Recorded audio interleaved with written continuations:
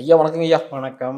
ஐயா அந்த 61 நாட்கள் பலன்கள் பார்த்துக்கிட்டு இருக்கோம். ஸோ அந்த வரிசையில் நீங்கள் நம்ம பார்க்கக்கூடிய ராசி ரிஷப ராசி. இந்த ரிஷப ராசிக்கு கோச்சாரிக்கு எந்தவித பலன்கள் இருக்குது, நல்ல விஷயங்கள் எதுவும் இருக்கா அப்படின்னு கொஞ்சம் சொல்லுங்க ஐயா. முதல் 30 நாட்கள், அதாவது நம்ம ஏப்ரல் 14 ஆரம்பிக்கும்போது முதல் 30 நாட்கள் கொஞ்சம் அவேர்னஸ் வேணும். ஏன்னா எல்லா கிரகங்களுமே விரயஸ்தானத்தில் இருக்கு. நம்ம நமக்கு ஆகாத ராசிகள் சிம்மம், அதே மாதிரி தனுசு, மேஷம். இந்த 3ல் கிரகங்கள் வர்றது எப்போவுமே ஜாக்கிரதையாக இருக்கணும். நம்ம பிரின்சிபலாக சொல்லிகிட்டு இருக்கோம். அந்த வகையில் பார்த்துக்கணும். அதே நேரத்தில் 2ல் இருக்கிற குரு பணத்தை தருகிறார், 10ல் இருக்கிற ராகு தொழிலை தருகிறார், 11ல் இருக்கிற சனி சந்தோஷத்தை தருகிறார். இதை விட என்ன வேணும்? இந்த 12ஆம் இடத்துல கிரகங்கள் போகிறதுனால என்ன அப்படின்னா, புது முயற்சிகள், திடீர் சம்பவங்கள், திடீர் பிரச்சனைகள், இதில் மட்டும் அவேர்னஸாக இருக்கும். சிறப்பு சிறப்புங்க ஐயா. பொருளாதார ரீதியாக இந்த ராசி நேயர்களுக்கு எப்படிங்க இருக்குது? தொழில் பலம், பொருளாதார பலம். இப்போ ஒருத்தருக்கு ரிஷபத்துக்கு ராகு திசையோ குரு திசையோ நடக்குதுன்னு வைங்க, கவலையே பட வேண்டியதில்லை. இப்போ கோச்சாரம் அற்புதமாக இருக்குது, நல்லா டெவலப் ஆகிக்கலாம். அதே மாதிரி இப்போ இந்த 2 மாதத்தில் முதலீடுகளும் பெருகும். ஒரு மாதிரி தொழிலில் 2வது தொழில் அல்லது எக்ஸ்பேன்ஷன், நான் விரிவாக்கம் பண்ணுறேன், இந்த மாதிரியும் போகிறதுக்கு வாய்ப்பு இருக்குது.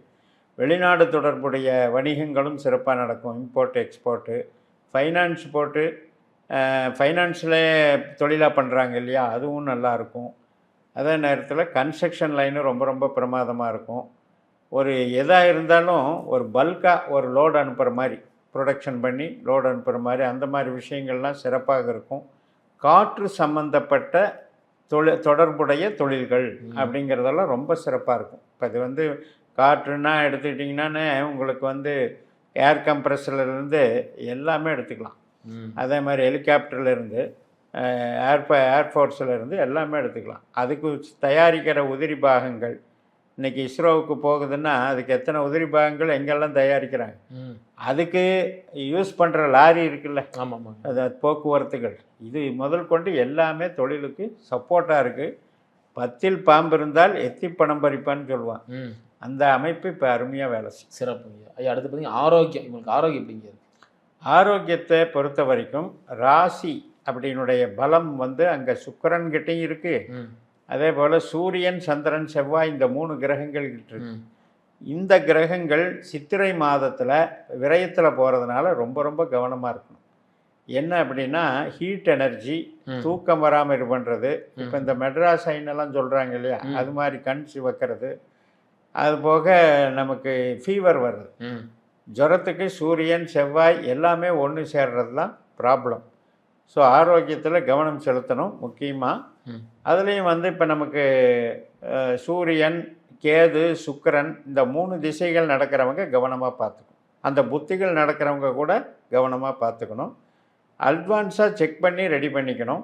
மருத்துவம் அப்படின்னு எடுக்கும் பொழுது அல்லது அதுக்குண்டான வழிபாடுகள்னு எடுக்கும் பொழுது நீங்கள் சிவன் சக்தி வழிபாடு பண்ணால், சிவன் ஆலயத்துக்கு போய் வழிபாடு பண்ணால் மருத்துவம் எதுவும்.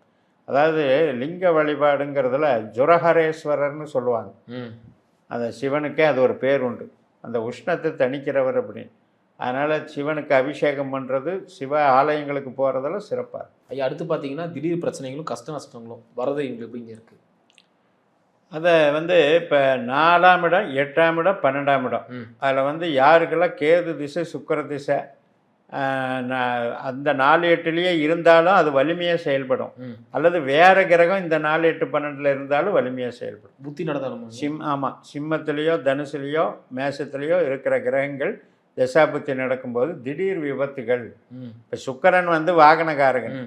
அதே மாதிரி கேது எடுத்துக்கிட்டிங்கன்னா, ஏதாவது ஒரு இடத்துல சாப்பிட முடியாததை, சேர முடியாததை சாப்பிட்டு அதனால் பிரச்சனையாகிறது, அல்சர் ஃபார்ம் ஆகிறது, இது மாதிரி சம்பவங்கள். இப்போ அலர்ஜின்னு சொல்கிறோம், ஒத்துக்காமல் பிரச்சனையாகுது. இதெல்லாம் கேது சுக்கிரன் காம்பினேஷனில் வரக்கூடியது. அதில் திடீர் பிரச்சனைகள் பார்க்கணும். வாகனம் மெயினாக பார்த்துக்கணும். வாகன விபத்துகள் சம்மந்தப்பட்டதில் கேது சுக்கிரன் திசாபுத்தி நடக்கிறவங்க மட்டும் பார்த்துக்கலாம். மற்றவங்களுக்கு பெரிய பாதிப்பு ஒன்றும் வராது. சிறப்பு. திருமண வாழ்க்கை அப்படிங்கிறத ஒரு கான்செப்ட் எடுத்தோம் அப்படின்னா, நமக்கு 2ஆம் இடத்துல குரு அப்படின்னா ஒரு குடும்பத்தில் ஒரு சுபிச்சம், குடும்பம் செழிப்பாக இருக்குதுன்னு அர்த்தம். அப்போ சுபகாரியங்கள் பார்க்குறதுக்கு தொடங்கலாம், ம். ஆரம்பித்து நம்ம எல்லாம் பண்ணலாம். ஜூனில் குரு பயிற்சி ஆகும் பொழுது அந்த திருமண காரியங்கள் கைகூடி வந்துடும், ம். சிறப்பாக நடந்துடும். உறவுகள் எப்படிங்க இருக்கு? உறவுகளை பொறுத்த வரைக்கும் இந்த ஒரு மாதம் மட்டும் கொஞ்சம் விட்டு கொடுத்து போகணும். ம். இந்த சித்திரை மாதம் முடிகிற வரைக்கும், அதாவது மே 15 வரைக்கும் கொஞ்சம் விட்டு கொடுத்து போயிட்டோம் அப்படின்னா, அது எதனால் வருது அப்படின்னா, இப்போ நம்ம ஒருத்தருக்கு ஒருத்தர் ஓப்பனாக பகிர்ந்துக்காம புறம் பேசிக்கிறது, அதாவது டவுட் மைண்டுன்னு சொல்கிறாங்க இல்லையா, எப்போவுமே 12ஆம் இடம் என்பது ரகசியம் செயல்பாடு. அந்த மாதிரி அந்த டவுட் மைண்டு இல்லாமல் டிரான்ஸ்பரண்ட்டாக இருந்தீங்கன்னா உறவுகளில் சிக்கல் வராது. தாய் தந்தை சகோதர வழி கணவன் மனைவி வழி இது எல்லாத்துலேயுமே இந்த சூரியன் சுக்கிரன் செவ்வாய் வந்து ஒரு மாதம் மைனஸாக இருக்குது. அதை பார்த்து பக்குவமாக நடந்து. உங்கள் ஐயாவின் அறிவுரையாக இந்த ராசி நேயர்களுக்கு எந்த விஷயம் ரொம்ப கவனமாக இருக்கும்? ரிஷபத்தை பொறுத்த வரைக்கும் நல்லா டெடிகேஷனாக உழைக்கக்கூடியவர்கள் தான். ஆனாலும் அவங்கக்கிட்ட என்ன இருக்குது அப்படின்னா, அடுத்தவங்களை கம்பேர் பண்ணுற குணம், அதை கொஞ்சம் குறைச்சிக்கணும்.